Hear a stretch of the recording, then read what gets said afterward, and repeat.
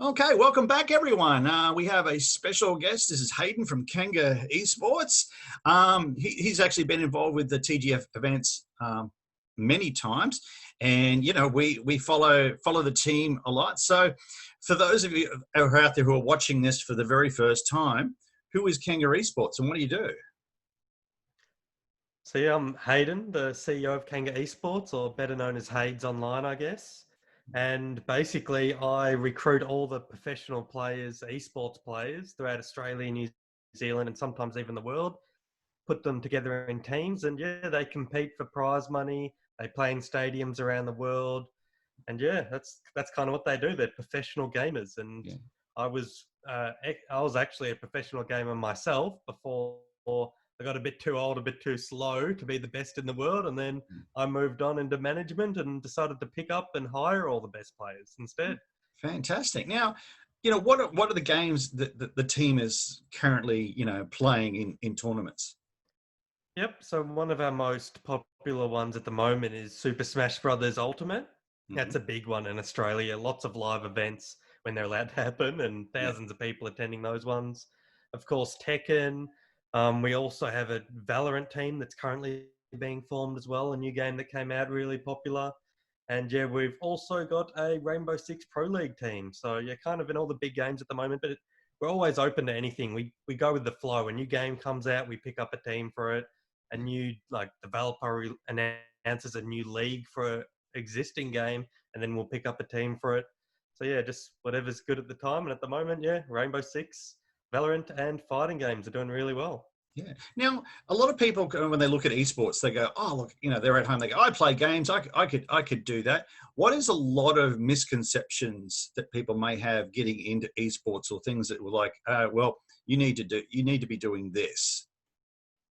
Yeah, a lot of people they think their friends are really good or their little communities are really good, Mm, but it's so hard to tell how good you actually are until you're competing on that high level against the other good players in a team environment. mm, So what I recommend for people who kind of want to get into it is they actually just start signing up to these open tournaments or these casual or community leagues, tournaments, events, and just see how you go compared to others. That's kind of the best way to see where you sit in the larger scale of things. And Yeah. yeah, So teamwork would be really important. So it's like, and also, you being the manager, and they're, your team, your team, they have to follow instruction too, don't they? yeah, and that's a you really often see this with a new game being released. You'll Mm, see the raw talent, skillful players rise to the top of matchmaking and mm, get the top of the leaderboards, and that's a really good way to find great players. mm. But then as the game develops a bit more and people start forming teams, you actually realize that some of them don't work well in team environments and they slowly fall off over time. And then you get a good mix between leadership in the team who can control the pace of the game, do good call outs, and those high skillful players that just are good at aiming and using the mouse or controller or whatever game it might be. Yeah, because it's pretty much like any other sport. Is you're only as good as how the team actually works together, and you've got, okay, well, this is this objective. We've got to do this. You can't have people just going off rogue. It's got to be, you know, a well functioning machine. Yeah, exactly. And yeah, that's why I liked it so much. That's why I was kind of a gamer just playing it for fun. And I just Mm, happened to be yeah. really good at a few games in particular. And that's what got me into a team. And then I became a professional gamer. Mm, And yeah, it just kind of happens like that because I know a lot of people just play the games for enjoyment. And mm, I mean, that's what everyone should be doing. And yeah. it just, you happen to make a career out of it, then even better. Yeah, and it's interesting that because I've come across this, over 20 years of people going, "Oh, I want to get into esports," and I'm like, "Oh, okay, okay." So have you played any tournaments? And they're like, "Oh, no, no, no, but I've played this." And I go, "But you're playing against bots. It's a totally different ball game when you're playing against another person because there's so much involved." And how people react, and especially how they act under pressure, and especially if you're playing in front of an audience, that changes things incredibly. I've seen people that, they're playing one-on-one on a screen, just, somewhere else, an event, and they're all playing well, and, they're beating everyone, and it's going really well for them. And then they get on stage and the nerves take over, and it's like instantly, like the novice switch has switched on. It's like they're sweating, they're shaking, they're trembling, they're doubting themselves. Everything's going through their mind, going, oh no, I'm going to mess this up. And then they do. And then they go, yeah. And I've seen many people who like brag. And then, but it was more of just being in front of an audience that got them unstuck. Yeah, there's a couple things we kind of look for on players' resumes. One of them is the top of the matchmaking, top of the leaderboards, because that means they got skill. They play the game a lot, they got the skill. The next one's experience in online tournaments and a team environment. Make sure they have the communication skills. And then the last one is it's usually called just LAN experience, essentially, which means a live event in front of a crowd. And a lot of people they call them LAN jitters or something, where they're just a bit shaky or they choke. And it happens so often that's why that's one of the main three things you would look for if you're putting together a professional team. Yeah. Now, with how much time do you need your players have to train or kind of even research on new games, as opposed to just sitting there and going, "I'm just going to play this."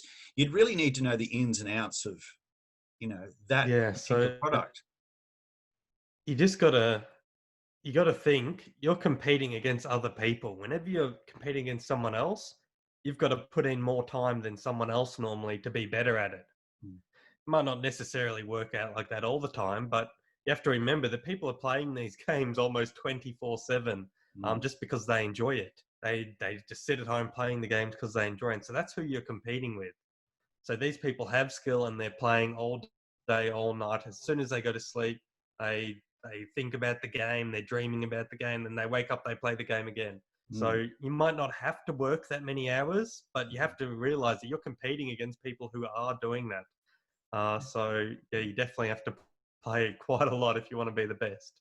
Yeah. Now, how long on average, do most esports players be around for? Is it like any other sport where it's like they're good for a couple of years and then it's like everything that could be physical, mental, or it's just like, oh, I just can't do it anymore, or they've lost their love of it. And you see that with all sports. What's the average usually? It's really hard to say the average with this because a lot of them have actually stayed around just Mm, because the games haven't been out for that long. So, mm, and esports hasn't been mainstream or that popular for that long. mm, So you could almost say that all the people who are around at the start are still around. Probably the oldest games you're looking at is kind of the League of Legends, Counter-Strike. mm. They've been professional the longest, and there is still players from the very start of those games 10 years ago still playing today. So they don't necessarily have to be gone, Mm. but you got to remember that new people are getting born and they're growing older and they're getting better at the game than you. So people are just getting replaced because better people are being found. The Yeah, game's reach is expanding, more people are playing, and they find better people for the job, I guess. yeah, Um, yeah. so So, yeah, there's not yeah, really a set time because some of them are staying around for 10 years and just since the game's been released, mm, and then others just get replaced. But you got to remember it's probably because someone else just got better at the game, I mm, guess. yeah. Now, how important are like sponsors to a team? You can't, you need to have so many different things coming in to kind of keep the team going on so many aspects, like any business. How important are sponsors? Yes. So that's one of my main jobs actually is securing Mm, sponsorships for the players because some of them want good gear. They want a good computer, good mouse, good keyboard, good headset so they can play to the best of their ability. And mm, especially PC games, they need a 144 hertz or higher screen. And mm, this stuff is expensive. So we get the sponsors to provide that gear for the players, or we just get funding so we can buy the stuff for the players ourselves and of course pay their salaries or fly them around the world, rent the hotels, Airbnbs, that sort of thing. Mm, But yeah, because Kanga actually runs gaming tournaments and events, as well as has the players competing in the events, yeah, we contact lots of sponsors, lots of companies, all what like 24/7, just getting them involved however we can, mm, doing giveaways with them, giving their products away, promotional stuff, just doing videography for them, mm, because a lot of non-endemic brands or just like generic JB Hi-Fis, etc., they may not know that much about the esports space. So mm, we need to kind of explain it to them as well as package everything in together, mm, saying, look, we get your logo on the logos on the players, logos on the banners, in the tournaments, in the giveaways. We'll send a video guy to film and put mm, your logo everywhere. Yeah, mm, it's a huge part of esports, mm, and yeah. mm. Now, one thing I was going to ask you is, besides the kind of gaming related companies, the mainstream sort of companies, when it's dealing with companies outside that realm, just slightly, like they might be selling the products or in other areas, do you find that you, because of marketing people in a lot of these companies come and go so frequently, that you're finding that you, in a way, you're having to re-explain and kind of re-educate people at those companies quite often? Yeah, it's definitely getting better recently, Hmm. um, because a lot of people are knowing a lot more about esports and gaming now, Hmm. that we don't have to explain it from the start again. So Hmm. there's still a few companies that we need to, but it's definitely getting a lot better just because of how quickly the gaming and esports industry is growing. Hmm. Everyone's kind of, they've heard the buzz, they've heard the news, and they've filled themselves in on it, which is really good now. Whereas 3-4 years ago, they might not have known anything. Now they're all going, oh yeah, yeah, we want to get involved. Quick, how can we get involved? Hmm. Because they don't want to miss out on all the opportunities because they see the growth of it now. So whereabouts in the world have you travelled with the team? For tournaments or Yep. promo activities? Yeah, as a player, basically been all over the world, Hmm. multiple places in Asia, London, Spain, Barcelona was my favorite one. Went there a few times for the Hmm. Paladins World Finals, Hmm. and also went to Atlanta a lot. Atlanta in the US is a huge esports hub. Yeah. I've probably been there 15 times, Yeah. just because of all the developers for the games are there. The government really supports gaming and esports, and yeah, that's like a big hub for esports around the world for sure. Hmm. Now, going back as your time as a player, and traveling overseas, when do you think was the first time that you went, wow, I'm actually really doing this? It really hit you like, oh, I'm an esports player. It's not like it's not a dream anymore, or I get some people who are actually doing it, but they don't feel like they're doing it. They're like, but everyone Yeah. else is like, oh, you're doing this. And they're like, oh, no, I'm not there yet, but you are. Do you ever kind of remember a period of that time? Yeah, so in Australia, we were winning all the local tournaments online, and we went to a few LAN tournaments in person, and we won those. And that's when, I mean, it didn't really feel like we were the best in the world, like we're real competitors. Mm, But that first international trip overseas, it was actually in Atlanta. Me and the team traveled over to Atlanta, and we placed third in the world. And yeah, that's when it kind of hit me like, yeah, okay, we're not just the best in Australia, and it's not because it was a small community. Like, yeah, we beat hundreds of thousands of other people who play this game around the world, and we yeah, came third. And yeah, yeah, that's definitely when it first hit me. yeah. And there was also obviously much higher prize pool for an international event rather than just an Australian only event. Hmm. Now you see this with, like I've seen this with cricketers. They've got all their jerseys from different teams they've played for. They've got all their cricket bats mounted on the wall. Have you done that? Yeah, I did kind of do that, but moving houses at the moment, so it's Okay. not set up, and that's why I've got this amazing background behind me of the spare bedroom. Yeah, Uh, but yeah, definitely, I've been collecting all of the badges from all the events. They give you like a lanyard yeah, with a little ticket on it. That's the main thing I collect, and of course the trophies as well. We don't want to lose them. yeah.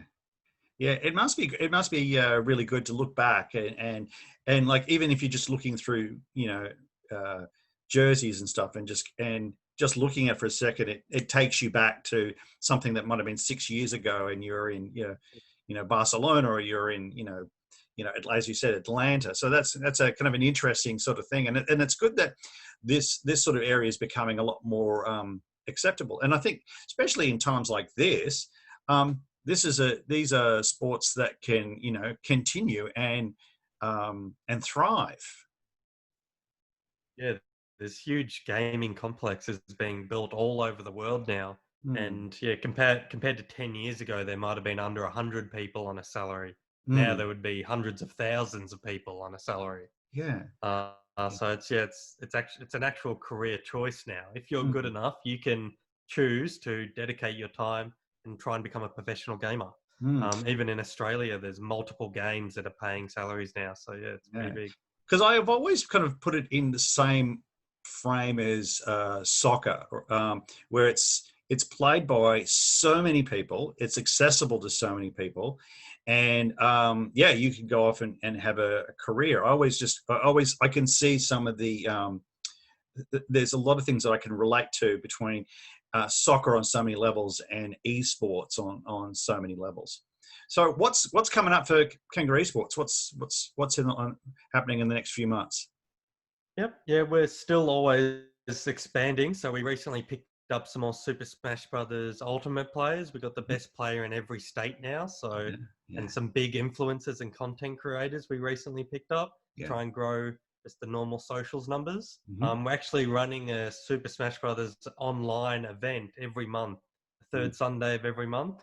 And yeah, that's huge. We broke the records. We got 352 people signing up for a yeah. single game. So Wow. just to play Super Smash Brothers Yeah, in one event on one day. yeah, So it's been really popular. I got lots of influencers, casters involved in that. Yeah, we're going to continue to do the events, especially while we're not able to travel to live events right now. yeah. It's really great to be able to do these online events and Mm, yeah, keep supporting our players and keeping the community active. yeah. So as they come older, you know, what do they call you? They just they go by your, you know, your ID name sort of thing, Yeah, I think or everyone just calls me Hades now, just yeah, because that's what I've used on everything. yeah, So like my Twitter, Hades tweets, or my email, Hades mail, or like yeah, Instagram, Hades Insta. Just Hades is everywhere. So yeah. some people don't even realize that Hayden is my real name, I guess. Now, when you were 15, 14 or 15, did you imagine that person then is where that person is now? Um, it's probably different for me because I kind of did. Okay, yeah. Because at that time I was playing competitive games, still Call of Duty back on Xbox, Hmm. and I was actually a YouTuber, and I was making gaming YouTube channels. Like that was from home. It's just that was right when I started, I guess.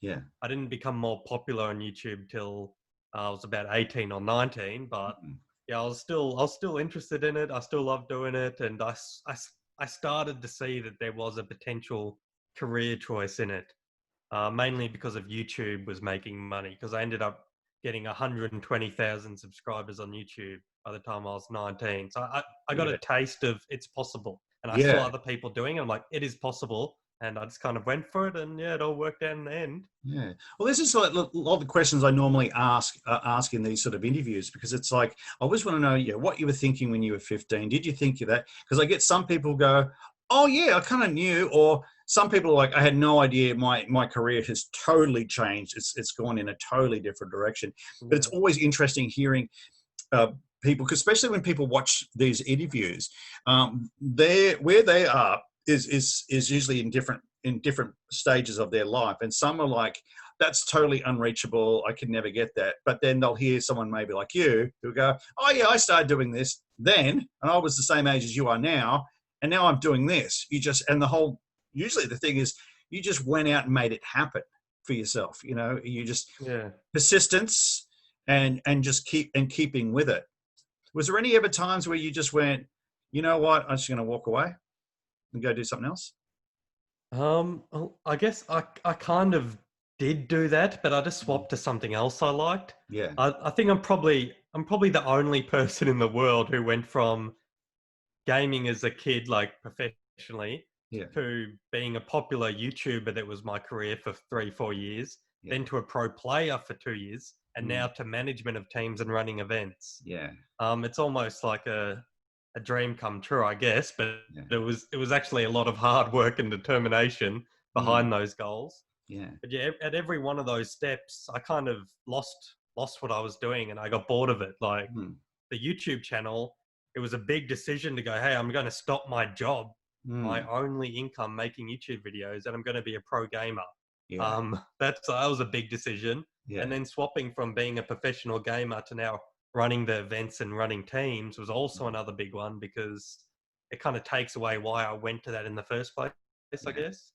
And yeah, Yeah. although they're all in the gaming industry, they're totally different, I guess. The Yeah. actual job and role, the things I do is totally different. No, it's very. I find it absolutely fascinating when I listen to people talk about directions they were doing and ideas, and also when they were like, you know what, I am going to cut this rope and I'm going to go and try something else, and yeah, sometimes it works, sometimes it doesn't, but that's what life's about. So one thing I always ask of, actually no, one thing I was going to ask you first. Kanga Esports, who's your sponsors? Yep, Who's, so we got some pretty great sponsors. yeah. The main ones at the moment, we've got Studio Hawk. They do SEO for big companies, and they've been a great help. I actually met the CEO of Studio Hawk at a Super Smash Brothers tournament. I Okay. was sitting next to him, and we're both playing in the tournament. So, I mean, it's always great when you meet sponsors at the events that Yeah, you're helping run and the players are competing in. yeah, We got Bluemouth, Cougar, Quantum Energy, and Editors Keys, and Xenox Gaming as well, and JB Hi-Fi.